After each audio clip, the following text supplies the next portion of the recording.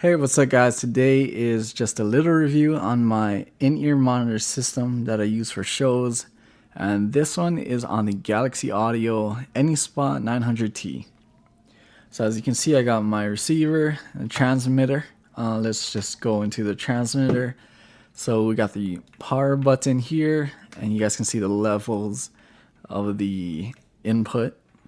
Then you also have a headphone jack right here. If you say your batteries run out on this, you can actually go through the headphone jack, and here's your volume right there. But for the headphone jack, you're gonna need a 1/4-inch adapter. Alright, so this is where your antenna will be put in. You guys need to actually have it on so you can receive stuff.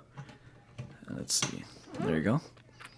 And then you also have your left and right inputs that takes XLR or 1/4-inch, and then you have your input levels. So if, say, you get it too loud or it's too soft, you can actually adjust the levels for that. So right here you have your mono and your stereo switch. So say you have it on stereo, you got your left and your right. In your headphones, I use click and track, so most times click is here, track is here. So in your headphones, you're gonna hear right side click and left side track. Now you can also do mono, where both of these is just gonna be on both sides.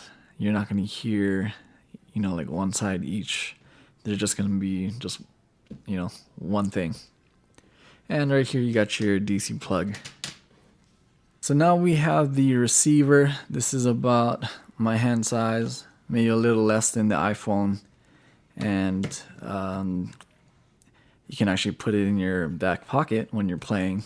Like here's this thing right here is the antenna. And you got your headphone jack, or headphone input. And also the switch. This is your volume and your on and off. So when it's off, it's all the way to the left. You hear a little click when you turn it to the right, and the green light will go on. The only bad part about this is that there's no telling like if the battery is about to die. You just hear like a staticky noise, and you look down and then it's red, and then it just basically dies. So yeah, and this thing used to have a kind of like a aluminum clip which came off. It wasn't that great, so I just usually just put this in my pocket. And now another thing that's very important, especially if you're a bass player, if you want to hear the bass, you want to feel the bass. Unfortunately, this thing does not provide that. All I hear in my ears is basically if you're to plug it into a guitar amp, or just straight into your bass, that's what you're gonna hear. And I know it also depends on your inner monitors. So I use a Shure 215s, which only has one driver, and you don't feel the bass in it. So that also could be a thing to look at. But I really do recommend getting one of these as a entry level, like maybe your first one that you want to get, or if you want to go and spend a little more money on the higher end, then you guys can do that too. So before I end this video, I wanted to show you guys a little trick that you can have two people listening to the same mix.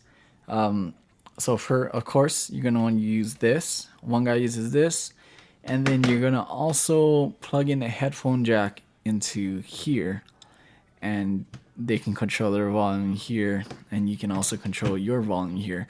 They both work at the same time, so it's basically you got 2-in-1 right here. You just might want to get like a long, maybe like a 15-foot extension cord for this, so that, say, like I usually share with the drummer, so he's about, I wouldn't say too far away from me, but he'll use this, plug into here, I'll use this. We're just on the same mix, but we can adjust each other's volumes. So that's another trick that you guys can use. Alright, so that was my little quick review on the in-ear monitor systems. If you guys want to go check out more info about it, or you got some questions, you guys can check out the links down below in the description box. And also, if you guys haven't yet, go ahead and subscribe to this channel. I'll be doing more of these, more tutorials, and yeah, I'll see you guys on the next one.